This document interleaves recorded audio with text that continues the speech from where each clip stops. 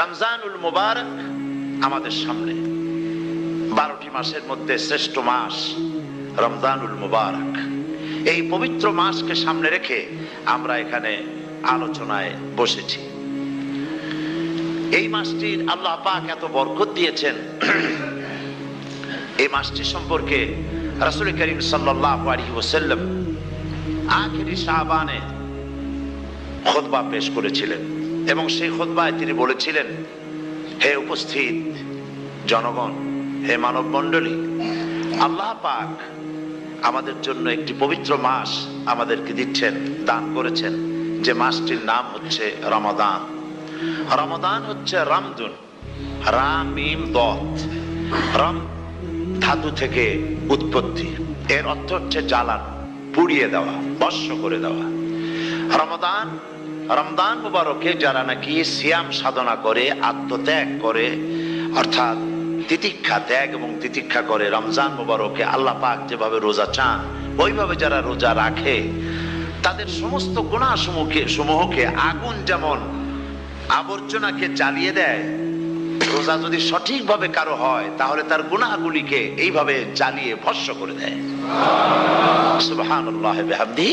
এই রমাদান আমাদের সামনে। আমি আমার আলোচনার শুরুতে আমি আপনাদের খেদমতে আরজ করতে চাই যে মাসটির মধ্যে আমরা প্রবেশ করতে যাচ্ছি, দুটি জিনিস আমাদের সামনে এখন। একটি হচ্ছে আমরা মাহে রমজানকে ইস্তেকবাল করতে যাচ্ছি, মাহে রমজান আমাদের সামনে। দোয়া করে নেই যে আল্লাহ পাক এই পবিত্র রমজানের সম্মান করার মতো তৌফিক আমাদেরকে দান করো, আর যেভাবে রোজা রাখলে পরে তুমি খুশি হও সেইভাবে আমাদেরকে রোজা রাখার তৌফিক দান করো, বলি আমিন। এটি হচ্ছে সর্বশ্রেষ্ঠ মাস আল্লাহ পাক মুসলমানদের জন্য দান করেছেন। আবারও বলি আলহামদুলিল্লাহ। কোরআন শরীফের মধ্যে আল্লাহ সমস্ত ইবাদতের কথা বলেছেন, কিন্তু ডিটেইলস আলোচনা করেন নাই। হজ করতে হবে, কিন্তু উকুফে আরাফা করতে হবে, রমিয়ে হিজার করতে হবে, রমিয়ে জেবার করতে হবে, তারপরে 7 বার তাওয়াফ করতে হবে, সাফা মারওয়া সাই করতে হবে। এগুলি কিন্তু কোরআন শরীফে আসে নাই, ডিটেইলস আসে নাই। নামাজ পড়তে হবে, কিন্তু জোহরে কয় রাকাত, আসরে কয় রাকাত, মাগরিবে কয় রাকাত, এই রাকাতগুলি কিভাবে বিন্যস্ত করতে হবে কোরআন শরীফে তা আসে নাই, বর্ণনা করা হয়নি। যাকাত দিতে হবে, কিন্তু কত টাকা হলে কত টাকা দিতে হবে, কত মন ধান হলে কতটুকু দিতে হবে, কত ছাগল হলে, কত গরু হলে, কত পরিমাণ সোনা হলে, কত পরিমাণ দ্রব্য মজুদ থাকলে যাকাত দিতে হবে, এর বিস্তারিত বিবরণ কোরআন শরীফে আসে নাই। চিন্তা হতে পারে যে তাহলে এগুলো আমরা পাইলাম কই? আমরা পেয়েছি কোরআনের ব্যাখ্যা হচ্ছে রাসূল করিম সাল্লাল্লাহু আলাইহি ওয়াসাল্লাম। হুজুর এটাকে আমাদেরকে বলে দিয়েছেন, তিনি সারে ছিলেন, শরীয়ত প্রণেতা ছিলেন। তো সমস্ত ইবাদতকে আল্লাহ পাক সংক্ষেপে সংক্ষেপে তিনি আউটলাইন অথবা গাইডলাইন তিনি দিয়েছেন আল্লাহ পাক। রমজান মুবারক হচ্ছে একমাত্র ইবাদত যে রমজান সম্পর্কে আল্লাহ পাক ডিটেইলস পূর্ণ একটি রুকু আল্লাহ পাক আলোচনা করেছেন। সুবহানাল্লাহ।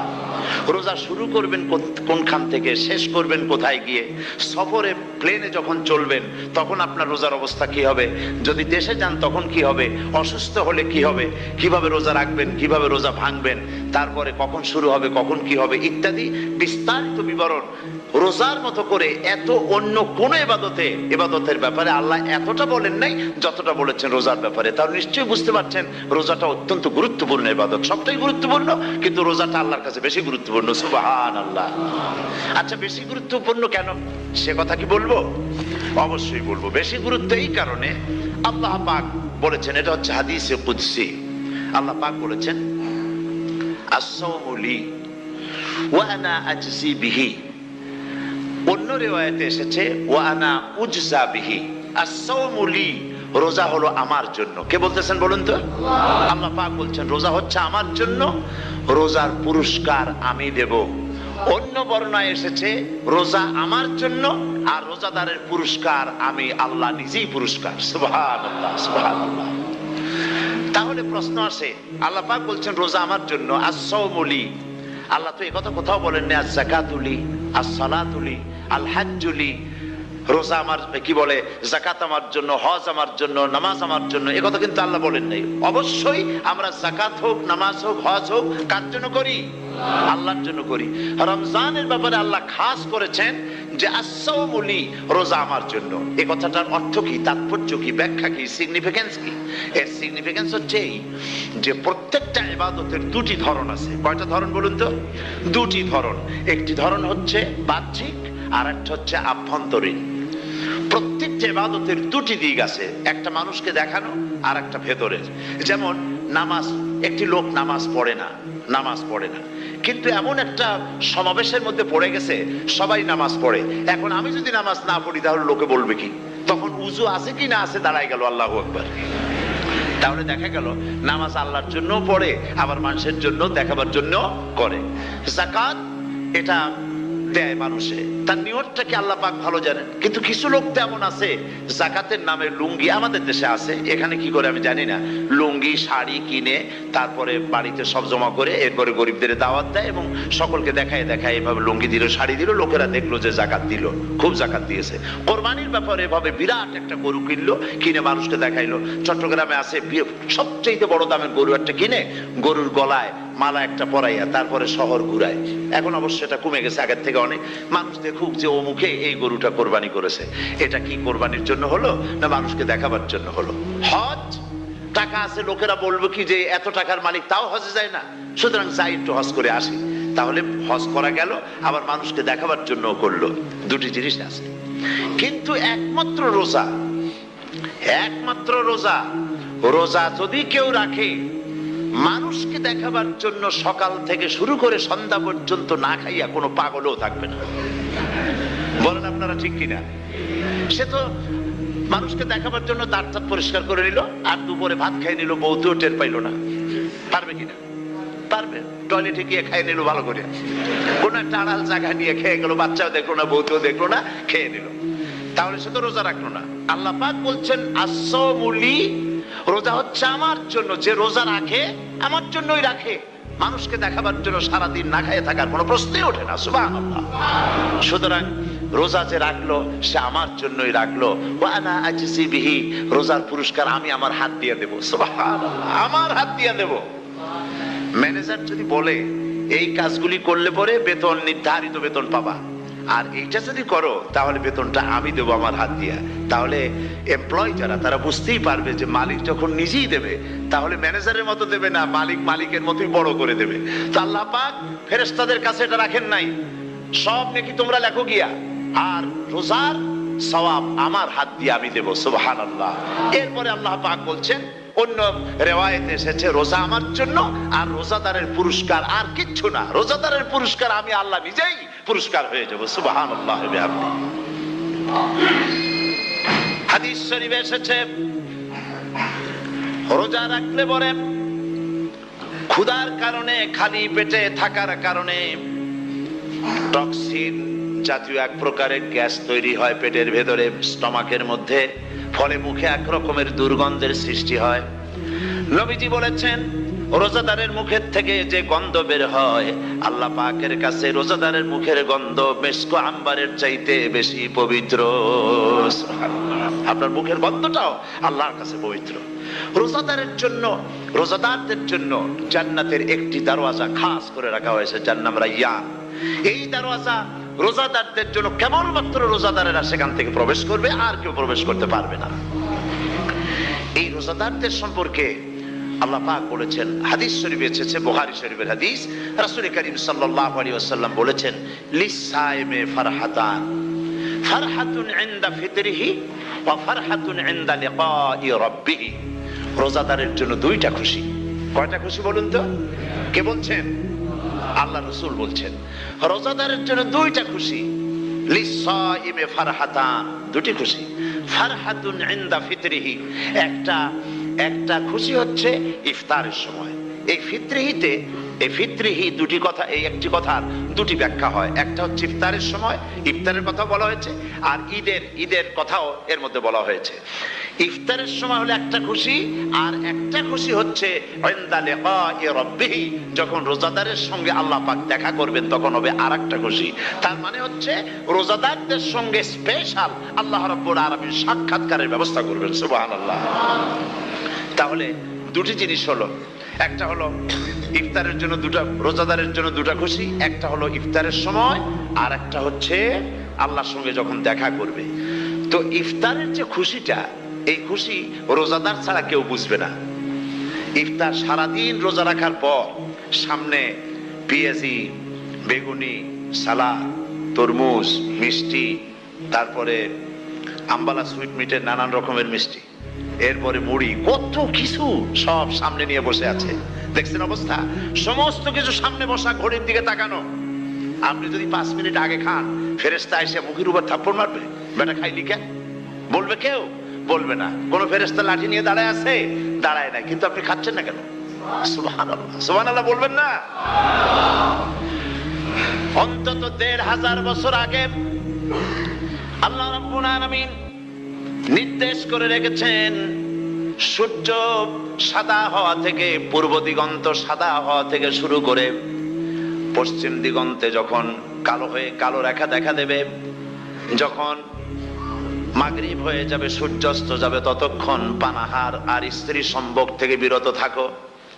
1500 বছর আগে আল্লাহ রাব্বুল আলামিনের এই নোটিশ কিভাবে কার্যকরী হচ্ছে উম্মতের মধ্যে, মুসলমানদের ভেতরে। খাবার সামনে আসে, পিপাসা লেগেছে। এখন তো পিপাসা লাগে না, খুব ঠান্ডার সময়, এখন রোজা রাখতে খুব মজা হবে, তাই না? খুব মজার রোজা। কিন্তু এই রোজা যখন জুন মাস আর জুলাই মাসে আসবে, তখন টের পায় মানুষ রোজা কাকে বলে। প্রচন্ড পিপাসা, সামনে সব খাবার পড়ে আছে, একটা খাবারের দিকে রোজাদারের হাত যায় না, ঘড়ির দিকে তাকায় আর চুপ করে বসে বসে আল্লাহর জিকির করতে থাকে। আল্লাহ কয়, ফেরেশতারা দেখ, এই বান্দা বানাইতে নিষেধ করছিলি, সুবহানাল্লাহ। আল্লাহ খুশি হয়ে যান। রোজাদার অপেক্ষা করতে থাকে। ঠিক যখন কাটায় কাটায় সময়টা এসে গেছে, তখন আল্লাহর নাম করে খুরমা দিয়ে, পানি দিয়ে ইফতার শুরু করে দিল। আল্লাহ পাক খুশি হয়ে গেলেন। এই যে ইফতার, সারাদিন রোজা রেখে ইফতার করায় যে মজা, রোজা রাখলো না এরকম লোকেরাও কিন্তু ইফতার করে, করে না? পুরান ঢাকায় আছে, ঢাকার তো কয়েকটা এলাকা আছে, পুরান ঢাকার লোকেরা নাকি বলে যে, যারা রোজা রাখে না তারা বলে যে, রোজা না রাখে একরকম পাপ করছি, আর ইফতার না করে কবিরা গুনাহ করবো নাকি? ইফতার তো করাই লাগবে। তো খুব মজা করে ইফতার করে তারা। তো সারাদিন রোজা রেখে পেঁয়াজি, ছোলা, বুট, মুড়ি খাওয়াই যে মজা, সারাদিন ভাত খাইয়া তারপরে ইফতারের শরীক হওয়া, ছাগলে ঘাস খাইলে যেমন লাগে ওইরকম তার মুখে লাগে, এই মজা পাবে না। রোজাদারের যে মজা লাগে সেই মজা সে পাবে না। সারা মাস রোজা থাকার পর, আল্লাহর হুকুম মেনে সারা রাত রোজা রাখার পর, তারপরে ঈদের দিনে জামা কাপড় পরিষ্কার করে, শেরওয়ানি গায়ে লাগাইয়া, পাঞ্জাবি পরে, আতর মেখে, এরপরে ঈদের জামাতে যখন দাঁড়ায় যায়, সে যে মজা পায়, সারা মাস রোজা রেখে ঈদের জামাতে গিয়ে সে যে মজা পায়, যে রোজা রাখলো না, ঈদের দিনে খুব জামা, পাজামা, সেন্ট এগুলো মেখে টেকে প্রথম কাতারে গিয়ে দাঁড়ায় গেছে, ও সেই মজা পাবে না। ওর মনের মধ্যে একটা চোর চোর ভাব থেকেই যায়। সে মনে মনে ভাবে, এই জামাত আমার না, জোর করে আসছি, এখানে দাঁড়াবার যোগ্যতা আমার নাই। মনের মধ্যে সে একটা অপরাধী ফিল করে, সে ফিল করতে থাকে। সুতরাং রোজাদারের জন্য দুইটা খুশি, একটা হচ্ছে ইফতারের সময়, আর একটা খুশি হবে যখন আল্লাহ তাদেরকে দেখা দেবেন। সুবহানাল্লাহ। এই রোজা আল্লাহ পাক দান করেছেন। আচ্ছা, কি জন্য রোজা আমাদের দিলেন? এই জন্য দিয়েছেন যে একটা মাস পৃথিবীর মুসলমানরা না খেয়ে থাকুক দিনের বেলায়, ওই না খেয়ে থাকার যে খাবারগুলি বাঁচবে, এগুলি আল্লাহ অন্য কোন এলাকার মানুষদের খাওয়াবেন নাকি? এই জন্য করেছেন রোজা, এই জন্য করেন নাই। রোজার ফজিলত আল্লাহর নবী বলেছেন, রমজান মুবারকের এত ফজিলত, মানুষ যখন কোন ইবাদত করে, আল্লাহ পাক সেই ইবাদতের নেক আমলের সওয়াব 10 থেকে শুরু করে 700 পর্যন্ত বাড়ায় দেন। 10 থেকে শুরু করে 700 করে 700 বাড়ায় দেন, ইল্লা সাওম, রোজা ছাড়া। নবীজি বলেছেন, রমজান মুবারকে কেউ যদি একটি নফল কাজ আদায় করে, একটি নফল ইবাদত করে, অন্য মাসের একটি ফরজ আদায় করার সওয়াব আল্লাহ পাক নামায়ে আমলে দিয়ে দিবেন। রমজান মুবারকে কেউ যদি একটি ফরজ আদায় করে, অন্য মাসের 70টি ফরজ আদায় করার মতো সওয়াব আমল নামায়ে আল্লাহ দিয়ে দিবেন। সুবহানাল্লাহ। এই মাস আমাদের সামনে, আল্লাহু আকবার বলি, আল্লাহু আকবার বলি, আলহামদুলিল্লাহ। এই পবিত্র মাস আমাদের সামনে। এই মাসে এত সওয়াব, নফল হয় ফরজের মতো, আর ফরজ হয় 70টা ফরজের মতো। এত সওয়াব কেন হইল? আমরা না খেয়ে থাকি সেই জন্য নাকি? বলতে পারেন কেন হলো? একটি কারণ, শাহরু রমাদান আল্লাযী উনজিলা ফীহিল কুরআন। সুবহানাল্লাহ বলবেন না? এই রমজান মাস হচ্ছে সেই মাস যে মাসে আল্লাহ রাব্বুল আলামিন কোরআনে কারীমকে নাজিল করেছেন। এই মাসের মধ্যে একটি রাত আছে, খায়রুম মিন আলফি শাহর, যে রাতটি 1000 মাসের চাইতে বেশি গুরুত্বপূর্ণ আল্লাহর কাছে। সুবহানাল্লাহ। একটি রাত 1000 মাসের চাইতে গুরুত্বপূর্ণ। 1000 মাস ক্যালকুলেটর দিয়ে হিসাব করলে দেখা যায় যে 1000 মাসে 83 বছর 4 মাস হয়। তাহলে তার অর্থ কি এই যে একটানা 83 বছর 4 মাস ইবাদত করলে যে সওয়াব হবে, এই রাত্রে ইবাদত করলে সেই সওয়াব হবে? হতে পারে, এরকম হতে পারে, কিন্তু ব্যাখ্যাটা কি? ব্যাখ্যাটা হচ্ছে আরবিতে আলফুন শব্দ দিয়ে 1000 বোঝানো হয় না। আরবিতে যখন আলফুন বলা হয় তাহলে বোঝা যায় সংখ্যাধিক্য, বিপুল সংখ্যা, হাজার হাজার, হাজার হাজার, থাউজেন্ডস এন্ড থাউজেন্ডস। এইটাকে বোঝাবার জন্য আরবিতে ব্যবহার করা হয় আলফুন, হাজার হাজার। তাহলে আল্লাহ কি বোঝাতে চাচ্ছেন?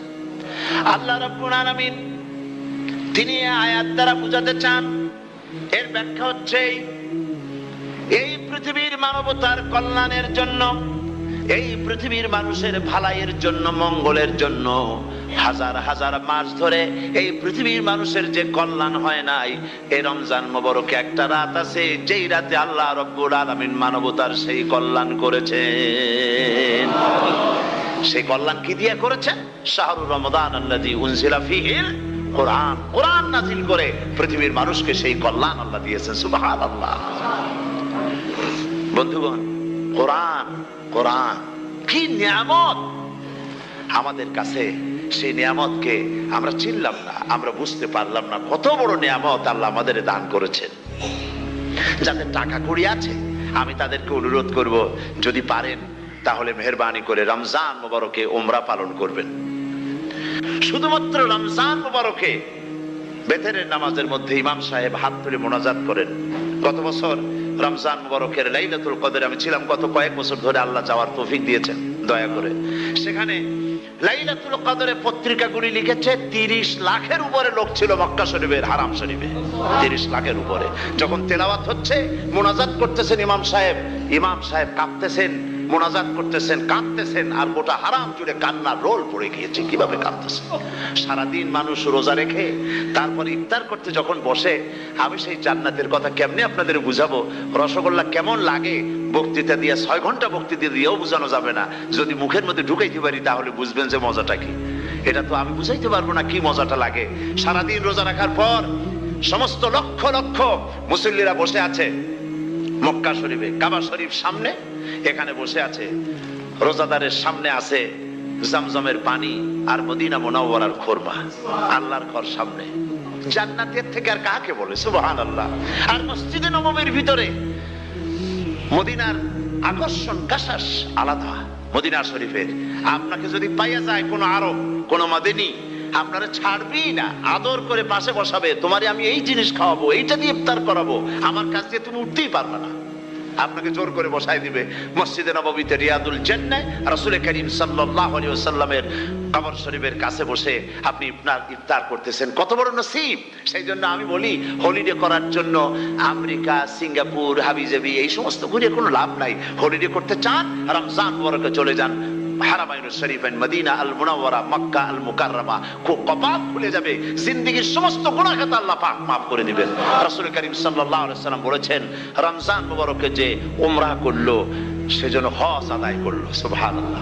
অন্য রিওয়ায়াতে এসেছে, যে ব্যক্তি রমজান মুবারকে উমরা করলো সেজন্য আমার সাথে হজ আদায় করলো। সুবহানাল্লাহ। তো বলতেছিলাম যে কোরআনে কারীম হচ্ছে একটি বিরাট নিয়ামত। এই নিয়ামত শোনানো হয় রমজান মুবারকে। সারা জীবন, সারা মাস অন্যায় করার পরে, গুনাহ করার পরে মানুষের অন্তঃকরণে কালিমা লেগে যায়। আল্লাহ রাব্বুল আলামিন রমজান মুবারকের একটা ব্যবস্থা করেছেন, ইঞ্জিন ওভারহোলিং এর মতো, ইঞ্জিন ডাউন দেওয়ার মতো আপনার কালকে, আপনার আত্মাকে, আপনার বিবেককে, আমার বিবেককে পরিষ্কার করার জন্য রমজান মাস করে দিয়েছেন। রমজান মোবারকের একটি মাসের কোর্স যদি কমপ্লিট করা যায়, তাকওয়া দিয়ে যদি ভরে দেওয়া যায়, তাহলে বাকি 11 মাস আরামসে চলবে, কোনো অসুবিধা হবে না। নবীজি বলেছেন রমজান মোবারকে মাস আসার সঙ্গে সঙ্গে আল্লাহ রাব্বুল আলামিন তিনি জান্নাতের সমস্ত দরজাগুলি খুলে দেন, আর জাহান্নামের সব দরজাগুলি আল্লাহ রাব্বুল আলামিন বন্ধ করে দেন। সুবহানাল্লাহ। আর শয়তানকে শৃঙ্খল দিয়ে বেঁধে ফেলা হয়, শিকল দিয়ে শয়তানরে বাঁধা হয়ে যায়। এই হাদিসটা যখনই শোনাই বিভিন্ন জায়গায় লোকেরা বিভিন্ন জায়গায় প্রশ্ন করে, হুজুর কোন তো যে শয়তানরে বাঁধতে হয়, কিন্তু রমজান মাস হতো লোকেরা মদ খায়, মিথ্যা কথা কয়, তাহলে শয়তান বাঁধা থাকলো কেমনে? আমি বলি দেখেন, এরও ব্যাখ্যা আছে। এর ব্যাখ্যা হলো এই, কোন কোন ঘড়ি আছে একবার চাবি দিলে 6 মাস চলে, আর একবার চাবি দিলে 2 বছর চলে, আবার চাবি দিলে লাইফ চলে যায়, এরকমের ঘড়িও আছে। কোন কোন মানুষের শয়তানে এমন চাবি দিছে যে চাবিতে 6 মাস চলে, কোনটায় 10 মাস চলে, কোনটায় বছর চলে। রোজার মাসেও যারা গুনাহ করে শয়তানে এমন চাবি দিছে যে রোজার মাসেও বন্ধ হচ্ছে না। এরা শয়তানের খপ্পরে পড়ে গেছে। আল্লাহ এই চাবি থেকে মুসলমানদেরকে হেফাজত করুন, বলি আমিন। জোরে বলেন আমিন। শয়তান থেকে পানাহ কেউ দিতে পারে না, কোন গভর্নমেন্ট পারবে না। ব্রিটিশ গভর্নমেন্ট পারবে নাকি? American government? কেউ পারবে না। শয়তান থেকে পানাহ দিতে পারে কেবলমাত্র কে? ওই আল্লাহ রাব্বুল আলামিন আমাদেরকে শিখায় দিয়েছেন, শয়তানের ওয়াসওয়াসা থেকে আমার কাছে পানাহ চাও। আউযু বিল্লাহি মিনাশ শাইতানির রাজিম। বিতাড়িত মরদুদ শয়তানের ওয়াসওয়াসা থেকে পানাহ চাই, আল্লাহর কাছে পানাহ চাও।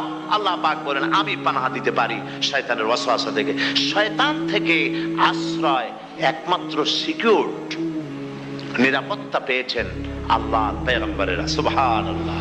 আম্বিয়া আলাইহিমুস সালাম তারা আল্লাহ কর্তৃক নিয়ন্ত্রিত, শয়তানের ক্ষমতা নাই পয়গম্বরদের কাছে যাওয়া। চতুর সীমানার ভেতরে শয়তান প্রবেশ করে কোন নবীকে ওয়াসওয়াসা দিতে পারবে না, বলি সুবহানাল্লাহ। এই জন্য শয়তান থেকে বেঁচে যাওয়া, শয়তানের ওয়াসওয়াসা থেকে বাঁচা খুবই কঠিন।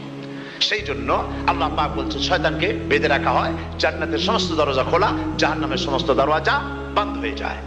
এই নিয়ামতের মাস আমাদের সামনে। প্রত্যেকটি যখন কোন ওয়ার্কশপ হয়, তো ওয়ার্কশপের জন্য এক একটা কি বলে সিলেবাস থাকে। রমজান মুবারক একটা ওয়ার্কশপ। এই ওয়ার্কশপের মধ্যে একটা সিলেবাস আছে, সেই সিলেবাসের নাম হচ্ছে কোরআন। কোরআন কোরআন কোরআন নাযিলের মাসে আমরা কি কোরআন তেলাওয়াত করি? বলেন। রোজা হচ্ছে, হাদিস শরীফের মধ্যে বলা হয়েছে আস-সাওমু জুন্নাহ, রোজা হচ্ছে ঢাল। রোজা কি কন্ত? ঢাল বোঝেন তো? ঢাল কি? প্রোটেক্টর।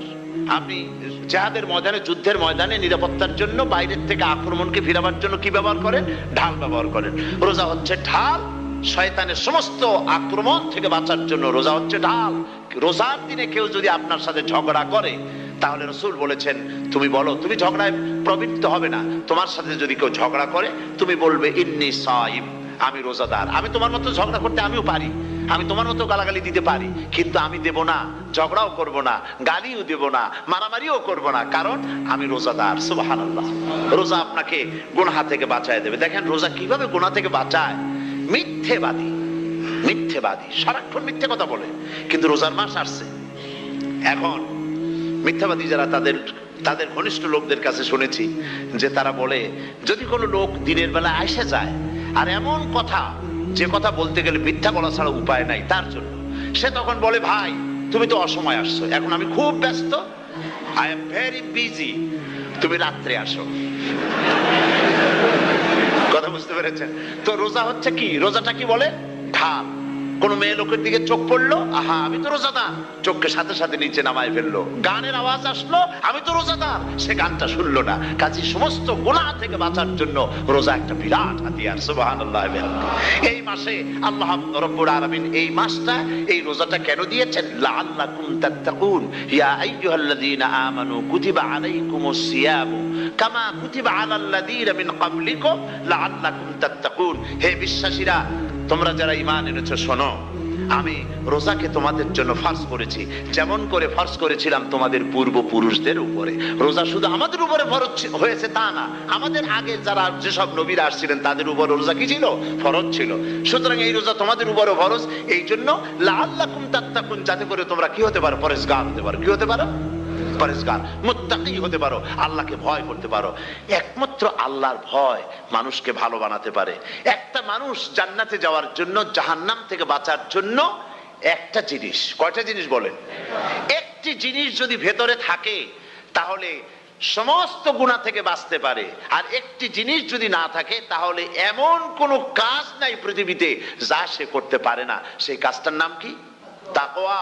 সবাই বলেন, কাজটার নাম কি? তাকওয়া।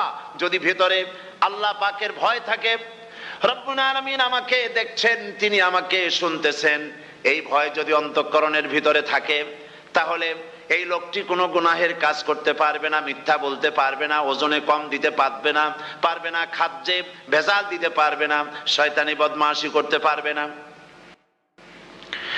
আর যদি এই জিনিসটির অভাব থাকে, যদি তাকওয়া না থাকে, তাহলে সমস্ত অন্যায় কাজ সে করতে পারবে। এই জন্য আল্লাহ রাব্বুল আলামিন বলেন, রোজা এই জন্য দান করেছে যাতে করে, রোজার মাস এই জন্য দিলাম, লাআল্লাকুম তাত্তাকুন, তোমাদের ভিতরে তাকওয়ার সৃষ্টি হয়। প্রথম 10 দিন শুধু রহমত নাজিল হবে, দ্বিতীয় 10 দিনে আল্লাহ পাক শুধু মাফ করতে থাকবেন, আর তৃতীয় 10 দিনে আল্লাহ পাক জাহান্নাম থেকে মুক্ত করে দিবেন। সুবহানাল্লাহ।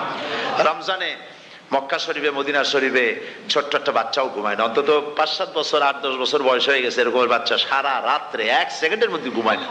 সমস্ত লোক জাগে, ফজরের নামাজ পড়তে থেকে ঘুমায়, সব সমানে 2 হাতে নেকি কামাই করে। নেকি কামাইয়ের মৌসুমে বাহার। রমজান হচ্ছে নেকি কামাইয়ের বসন্তকাল। আপনারা যেন খবরদার মিস করবেন না, খবরদার। এই মাসটা পুরাপুরি কাজে লাগাবার জন্য মায়েরা, আমার মায়েরা, বোনেরা, মেহেরবানি করে এই মাসটা কাজে লাগাবেন। গীবত গাইবেন না, রাগারাগি করবেন না, ঝগড়াঝাটি করবেন না, মিথ্যা কথা বলবেন না, তেলাওয়াত, জিকির, আজগার। আর পুরুষেরাও এই জিকির আজগারের মধ্যে, মানুষকে ভালো কাজের আদেশ করার মধ্যে যা আজকে আল্লাহ আমার দিয়ে বলাইলেন, এই কাজগুলি আমি এবং আপনারা সবাই যেন আমল করতে পারি। আল্লাহ তৌফিক দান করুন।